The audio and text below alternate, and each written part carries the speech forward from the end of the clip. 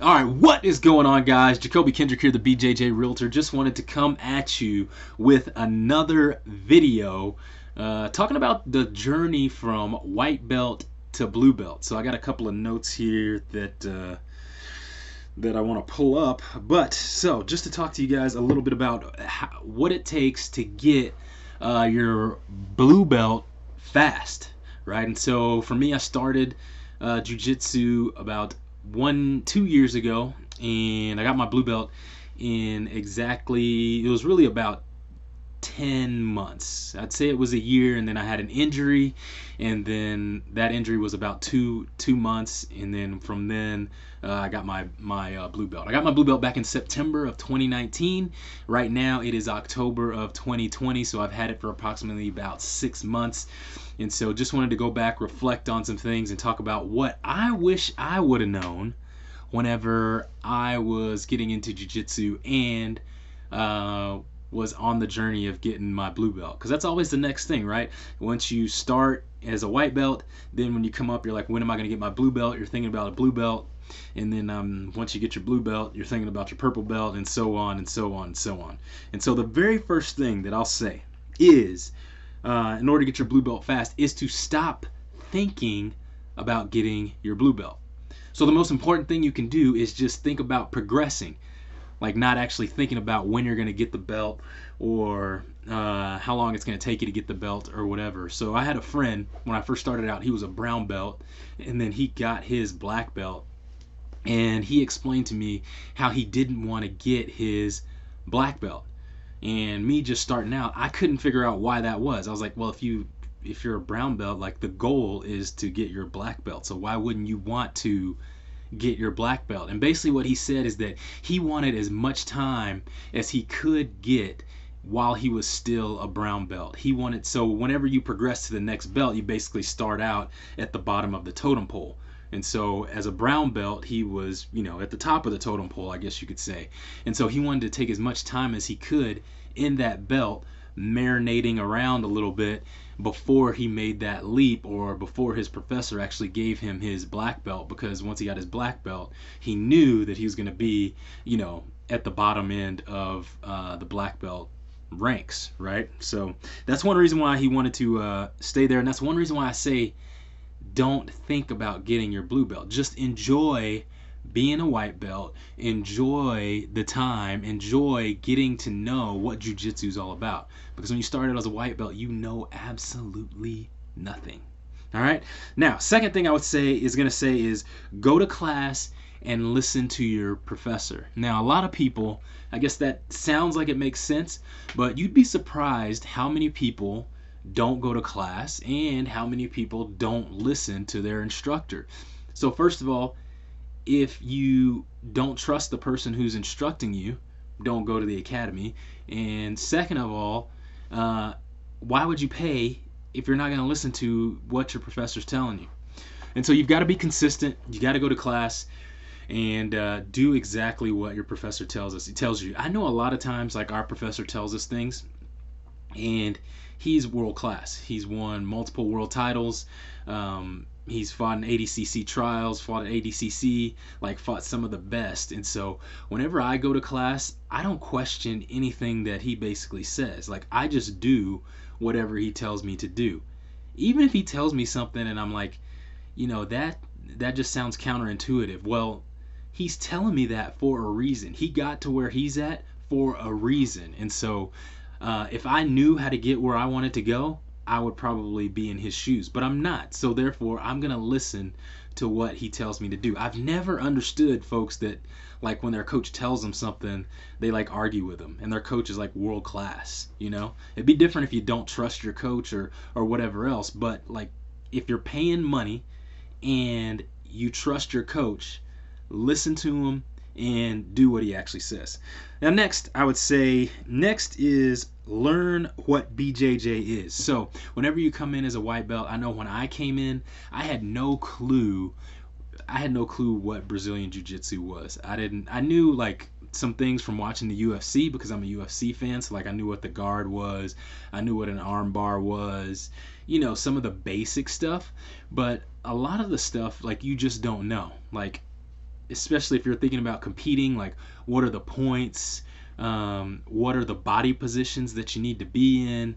I mean, I was an athlete before, and so like body awareness and body mechanics like isn't really that big of a deal for me. Like that transition was really easy, but the body movements for jujitsu are like so different from anything that I had ever done before. And so you want to learn jujitsu, one, from like a body perspective, body awareness, and then also you want to learn it as far as like why are you doing what you're doing and what are the different positions.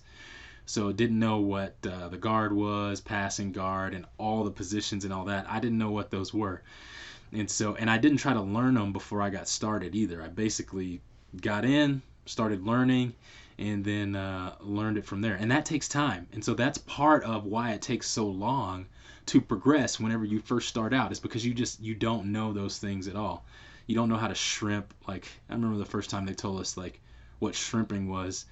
I just think it's weird that it's called shrimping. Like, I don't really eat seafood, and so like they're like, all right, we're gonna shrimp. So I'm like, man, shrimp. I don't even like shrimp.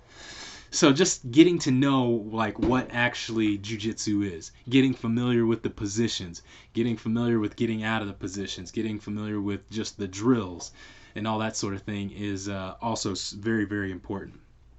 Next, you have to have a desire to learn. Like, you've got to want it. You got to want to do jujitsu in order to progress, right? If it's not something that you want to do and you haven't thought about it and haven't counted the cost, then you're probably gonna get out of it. And I think that's why people burn out, like, because jujitsu is a fight, which is one reason why I like it, because it's an actual fight. Like, you get to fight and see where you measure up and learn and progress and all of those things. And so if you are not looking for a fight, essentially, then it's probably not going to be for you. And you got to think about if you want to do that for the long term, right?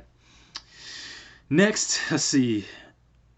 Don't be consumed with the outcomes whenever you first start out, right? And so one of the reasons why I really love jujitsu so much is like when I first started, I like got crushed, right? And it just like racked my brain. Like, I would stay up at night wondering how somebody passed my guard or how I got submitted, and all those things, because I absolutely hate to lose. And so if you are attached to the outcome of all of your roles and what's going on, you're going to be defeated pretty early, because even as you progress, even as you get good, you're still going to get beat, We just had a seminar recently, and Manuel Hibamo is here, and he said something I haven't heard before. I'm sure it's been said before, but he said jujitsu is infinity. It's infinite. And so like what he means by that is like there are so many different, everybody has a different body type, everybody thinks differently, everybody moves differently, everybody does things so different. And one person can do something one way, and another person can do it the exact same way, and you can still come out with different outcomes. And that's what he means by like jujitsu is infinite. And so if it's infinite, like there's no way for you to be able to like confine the outcomes into like a box. And if you can't do that, then there's no way for you to predict the outcomes, right? And so if you are attached to the outcome and that bothers you and it gets you down, then you're just going to be defeated, because the outcome, especially in the beginning, is not going to be what you think it should be. And so that's like really a hard mental hurdle to get over, like when you first start, because I'm used to winning, and it's really humbling whenever you get out there and there's just like a 150-pound dude that can pass your guard and tap you out, especially in the beginning. You're like, man, this should not be happening, right? And so do not be attached to the outcome. Just be attached to learning. You've got to be a lifelong learner and learning through your jiu-jitsu journey, right? And so don't be attached to the outcome for sure, especially in the beginning. And next I would say is I think you should compete. And sometimes there's some people who don't think that don't want to compete, and then there are some people that really like to compete in jiu-jitsu. And the reason why I say you should compete, especially if you want to get your blue belt quickly, is because the stakes are higher whenever you compete. And when the stakes are higher, when you're all amped up, let's say for a competition or whatever, your senses are heightened. And so if you win, you're going to, whenever you get ready for a competition, you're always going to prepare differently when you're getting ready for a competition than you will if you're not getting ready for a competition. And the other thing is if you lose, especially during a competition, your senses are so heightened and you're so focused on that the mistakes that you make, they're like going to be burned into your brain. Like whenever we do something and it's like really emotional, those lessons are like seared into our brains. And so I think it's the same thing when you're competing in jiu-jitsu. And so whenever you compete, the moves that you make or the mistakes that you make are just going to be exacerbated. And so for me, whenever that happens, like I remember those mistakes that I made, and then I go back and I work on doing better at those moves that I didn't do well at, or whatever I need to work on at the time. And then I don't know what this last one is. Come to class with a goal. Oh, yeah. So lastly, what I want to say is that every time you go to class, I think you should go to class with a goal in mind.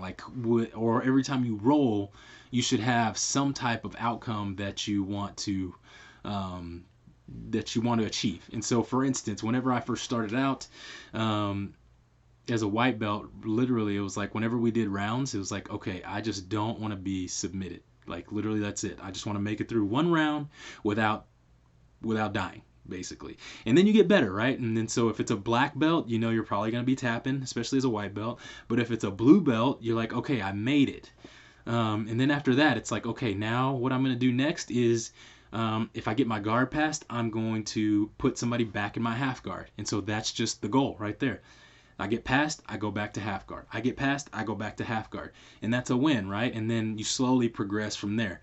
And then after that, it's like, okay, now that I'm able to get people back in my half guard, now what I want to do is I want to start working on sweeping or some attacks from there. And so then you just slowly build your game after that. And then once you continually do that, eventually you're going to be at the point where you're going to get your blue belt. You know? So then but you're never going to think you're there, right? It's like you talk to everybody, or at least I feel like everyone that I talk to, once they get their belt, or once they get the belt, sometimes it's a surprise to people, sometimes it's not. I don't feel like, a lot of times people don't feel like they deserve the belt. And so it's like you're going through this progression, and sometimes you can't see your progress. And then when you get there, you're given the belt, and then you put all this due stress on yourself because you got this new belt, when in actuality nothing's really changed. And so that's why I say don't worry about getting your blue belt, and then just continue to progress. And so those are really the things that I feel like are important, and how you can actually get your blue belt quick and fast and level up. And so just to recap, the most important things I think are, number one, don't worry about getting your belt. Come to class with a goal, listen to your instructor or your professor, and then just keep working every day. Don't let it weigh on you. You're going to have good days, you're going to have bad days, but eventually if you put in the time, and the time that you put in is good, it's not necessarily how much time you put in, but how much good time that you put in, you are going to be on your way to getting your blue belt. All right, talk to you guys later.